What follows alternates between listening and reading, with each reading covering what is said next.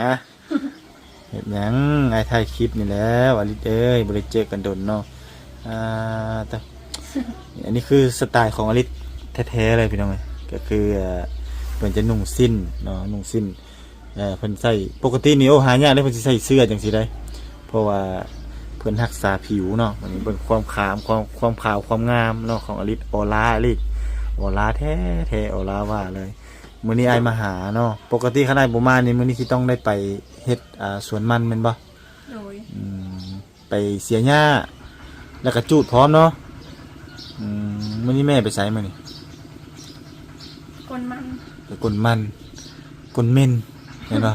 ภาษาเจ้าเอิ้นเม่นเนาะเอิ้นมันคือกันบ่บ่แม่นเม่นบ่เอ้าเม่นต้นสิบ่แม่นบ่ บ่แม่นเนาะนี่ล่ะพี่น้องเอ้ยมื้อเช้านี่ไผลูกนึงเข้าเอื้อยบ่บ่แม่นน้องไผเนาะ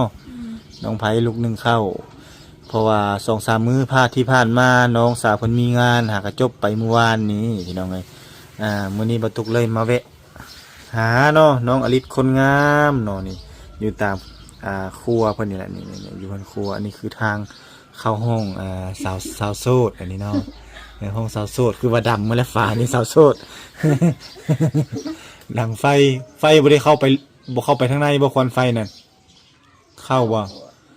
เจ้าบ่นั้นบ่เจ้าบ่สมัครซะบ่ประตูมาห่มตู้บ่ห่มเอา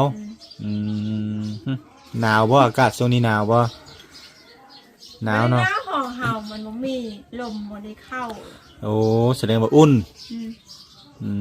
งานนี้พอดีอยู่เนาะของนอนอลิศนี่อ้ายเคยไปเห็นแล้วพี่น้องเอ้ยว่าตุกเคยเข้าไปเห็นแล้วเนาะเสื้อประมาณ3เครือพี่น้องเอ้ยอยู่สูงๆแม่นบ่จังบ่เจ็บเอวเนาะบ่เจ็บกระตูแม่นบ่เวลามาแต่เวียกแต่งานไม่เมื่อยจังบ่เจ็บกระตูเป็นจังได๋บ่คิดฮอด FC บ่ FC คิดฮอดคิดถึงนั่นนี่จึงบอกมาหานี่ทอดแล้วคิดฮอดเนาะนี่พี่น้องเอ้าเป็นจังได๋คอมเมนต์มาเบิ่งดูน้องอลิศแต่งตัวจังสิงามบ่เอาลึบ่เอาลึเอามามบ่เนาะมื้อนี้ซื้อข้าวปุ้นมาฝากเพิ่นให้เพิ่นให้นางเอกนางฟ้าให้ของเฮานี่ตำข้าวปุ้นสู้กินมื้อนี้คันมีหมูหุ้งเนาะตำหมูหุ้งก็แซ่บตำข้าวปุ้นก็แซ่บเนาะคนงามตำเนาะนี่เวลาเราบ่ยิ้มนี่ก็มีเสน่ห์เวลาเรายิ้มให้คักนี่เฮ้ยอ๋อลึอ๋อมามพี่น้องเนาะงามหลายเด้อน้องสาวเฮานี่เนาะได้เจอกันโดนพี่น้อง